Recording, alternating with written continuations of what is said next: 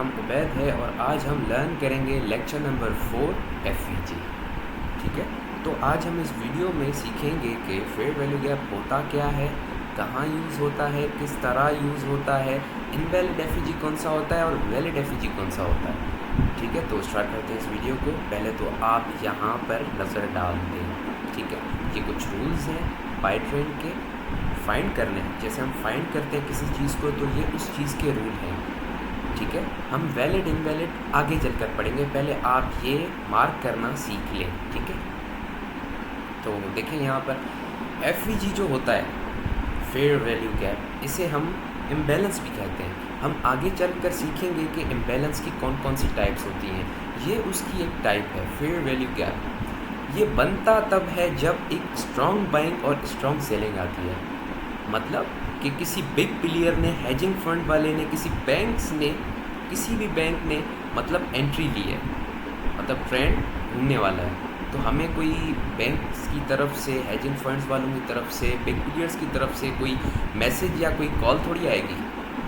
हमें ज़ाहिरी बात है इन कैंडल्स में से ढूंढना पड़ेगा कि किसने एंट्री ली है, स्ट्रॉन्ग बाइंग है या वीक बाइंग है या स्ट्रॉन्ग सेलिंग है, मतलब ढूंढेंगे आज। ठीक है, तो पहले आप इधर नज़र डालें, ये सेल ट्रेंड है। ठीक है, तो उसके कुछ ये रूल्स हैं।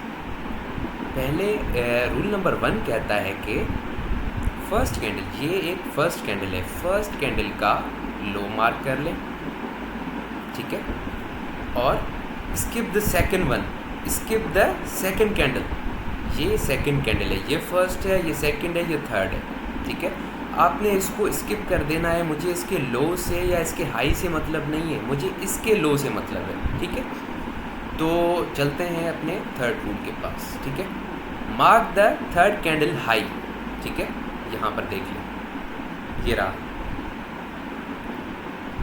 अब ये एक हिडन गैप है जो मार्केट छोड़कर जाती है, तो दिखाता चलूँ, ये एक हिडन गैप है। इसको मैं थोड़ा सा लाइट कर दूँ ताकि आपको इजीली समझ आए। ये देखें, ये जो गैप है, ये आप देख रहे हैं, ये एक गैप है। यहाँ पर भी आपको मैं दिखाता चलूँ। ठीक है, ये ले, अब यहाँ से स्टार्ट करते हैं और ये देखें, अब कुछ आसानी हुई। तो ऐसे ही मार्केट कुछ गैप्स छोड़ती जाती है जो आगे चलकर फिल करने आती है। अब मार्केट के हिसाब से आपको मैं समझाता हूँ कैसे इधर फ्रैक्टल भी काम करता है। देखें, 1H में उतने ही फेयर वैल्यू गैप होंगे जितनी कैंडल्स होंगी।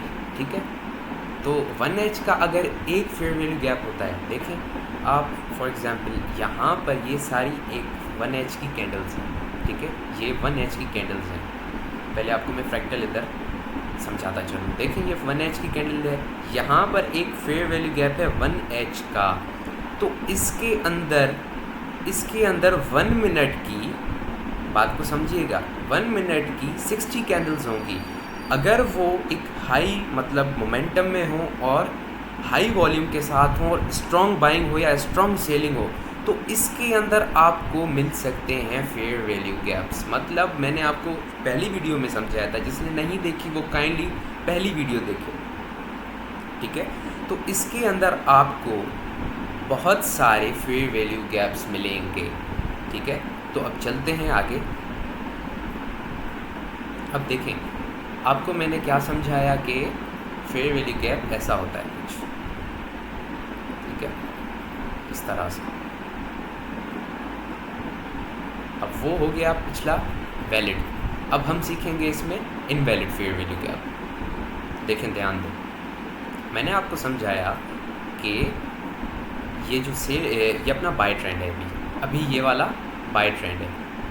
बाय ट्रेंड का आप ये देख लें रूल्स। ठीक है, पहले आपको मैं रूल्स दिखाता हूँ। Mark the first candle high, skip the second one, mark third candle low. आए इधर आपको मैं दिखाता हूँ। अब ये है फर्स्ट कैंडल, बाय ट्रेंड है क्योंकि, skip the second one and pick the third one. First candle का हाई, ठीक है, सेकंड कैंडल को छोड़ देना है और थर्ड कैंडल का लो। ये हो गया हमारा फेयर वैल्यू गैप, बट ये इनवैलिड है। वजह इसकी क्या है, ये एक पिन बार के अंदर है, ये इनगल्फ है। हम इसको, ये वाली कैंडल को फर्स्ट नहीं कहते, क्योंकि देखें, बात को समझें, ये इसके अंदर लाइक बाउंड है, देख रहे हैं ना, ये इसके अंदर बाउंड है। ये अब आपकी हो गई सेकंड, ये आपको, ये दोनों मिला के फर्स्ट कैंडल हो गई। देखें, अभी हम, ये मैं डिलीट करता हूँ, ठीक है, ये मैं रिमूव कर देता हूँ, आपको इजीली समझाता हूँ। देखें, ये इसको मिला के ये हो गई फर्स्ट कैंडल, ये हो गई सेकंड, ये हो गई थर्ड, ठीक है।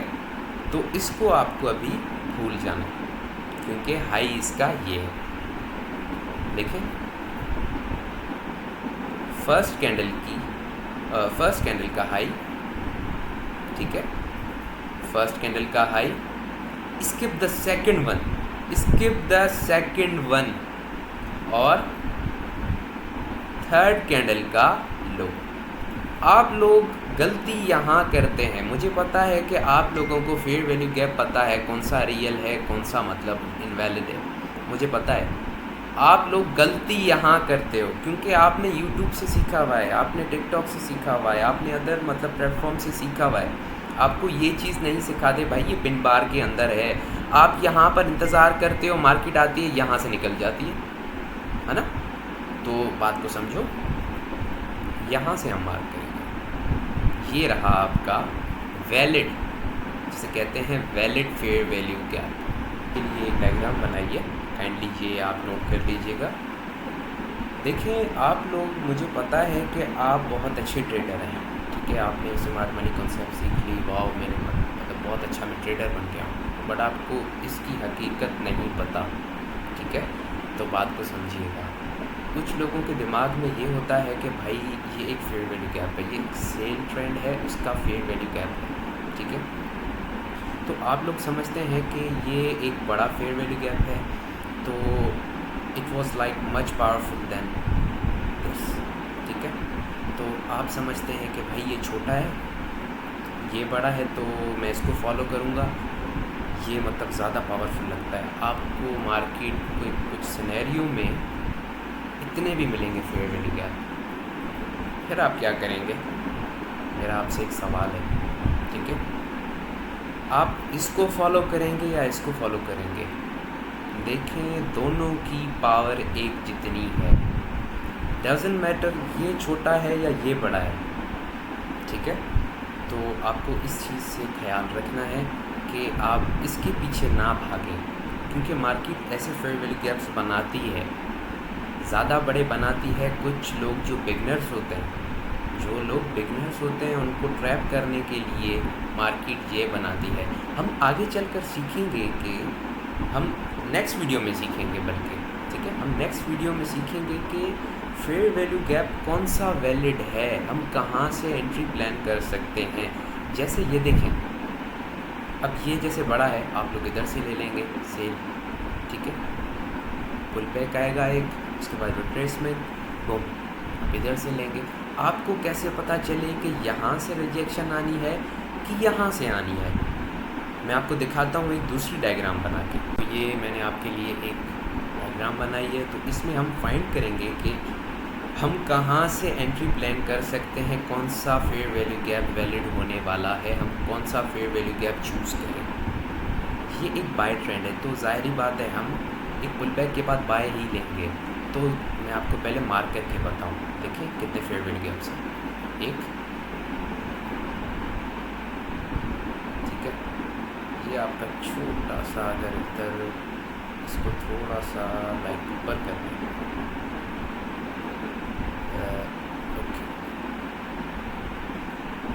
ओके, अब सही है, ठीक है, यहाँ पर भी है और यहाँ पर भी है। अब बात को आप गौर से समझिएगा, आपको कैसे पता चलेगा कि इस जगह से ऊपर जाएगी, इस जगह से ऊपर जाएगी या इस जगह से ऊपर जाएगी?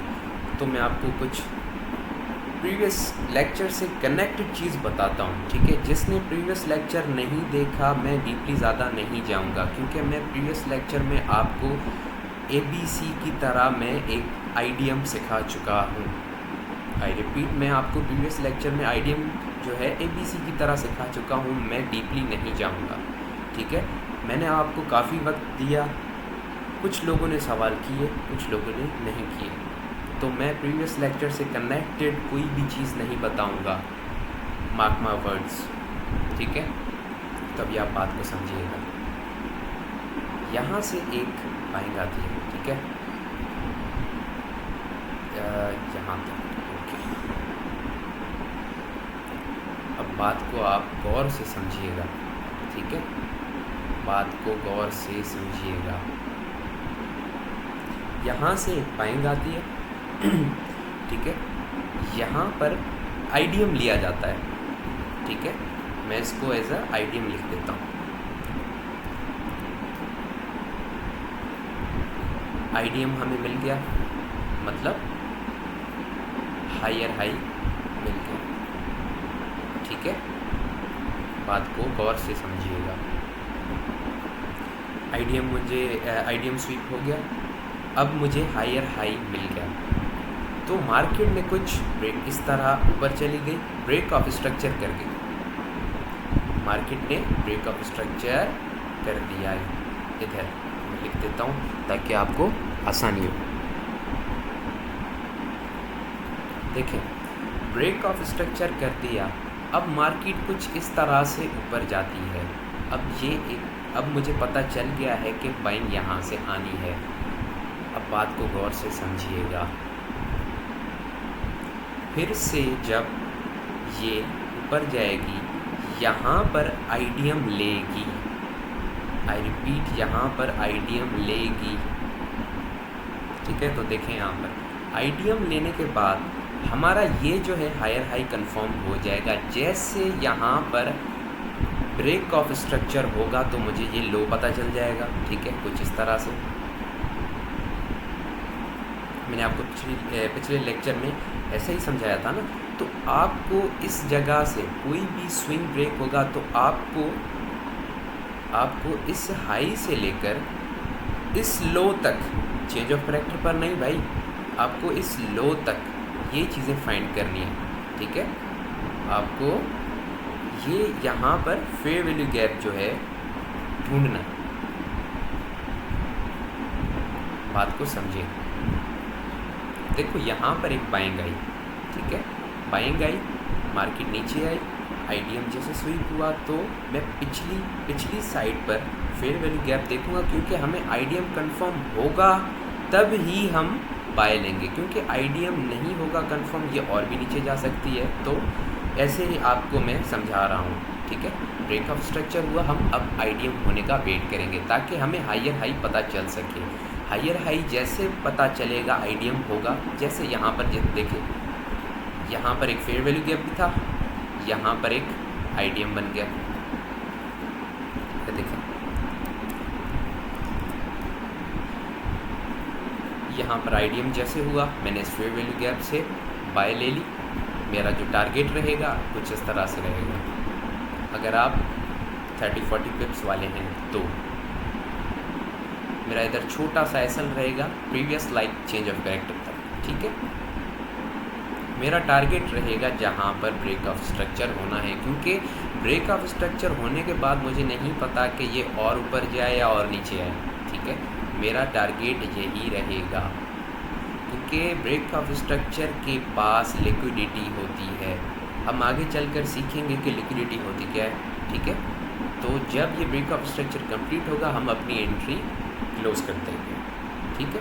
तो देखें कि मैंने आपके लिए एक सेलिंग का भी मॉडल बनाया है, ठीक है। देखें, यहाँ पर एक सेलिंग आई, ठीक है। सेलिंग आने के बाद एक पुलबैक आया जिसमें आइडियम कंफर्म हो गया। आइडियम कंफर्म हुआ तो मुझे लोअर लो पता चल गया। जब ब्रेक ऑफ स्ट्रक्चर हुआ, जैसे ब्रेक ऑफ स्ट्रक्चर होता है मुझे लोअर हाई पता चल गया। अब आपको FEG फाइंड कहाँ करना है वो आपको मैं अभी समझाता हूँ, ठीक है। सेलिंग में देखें सेल बनती गई, फेयर वैल्यू गैप्स बनते गए बनते गए बनते गए, ठीक है। फिर जब एक सेलिंग आने के बाद पुल बैक आया, आईडीएम जैसे कंफर्म हुआ, जैसे आईडीएम कंफर्म हुआ, मुझे लोअर लो दोबारा पता चल गया। अभी आपको फाइंड कहाँ करने हैं, मतलब फेयर वैल्यू गैप्स। देखो लोअर लो से लेकर लोअर हाई तक जितने भी फेयर वैल्यू गैप्स बनते हैं आपको उधर से फाइंड करना है। अब आगे चल के मतलब हम सीखेंगे कि ये वाला फेयर वैल्यू गैप जो ये वाला है ये वैलिड होने वाला है, या ये वाला होने वाला है, या ये वाला होने वाला है। तो आप कंफ्यूज ना हों, पहले आप ये चीज़ें लर्न कर लें। ये मेरे लिए बेसिक से भी बेसिक चीज़ है। मैं एक्साइटेड हूँ कि मैं आपको एडवांस में लेके चलूँ, बट ये मैं चीज़ स्किप नहीं कर सकता। ये बेसिक से भी बेसिक है, ठीक है। तो ऐसा भी हो सकता है कि इस जगह से सेलिंग आ जाए, दोबारा हम इधर से एंट्री बना लें या इधर से बना लें, ठीक है। तो बात को समझें, बिल्कुल इजी चीज़ है। तो अभी आपको मैं लेके चलता हूँ डायरेक्ट चार्ट पर, ठीक है। लिए एक लाइव एग्जाम्पल बना के रखिए, ठीक है।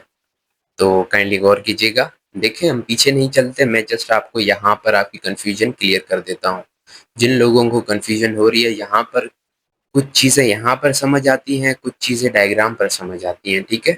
मैंने डायग्राम पर आपको बता दिया, अब यहाँ पर बताना है, ठीक है। देखें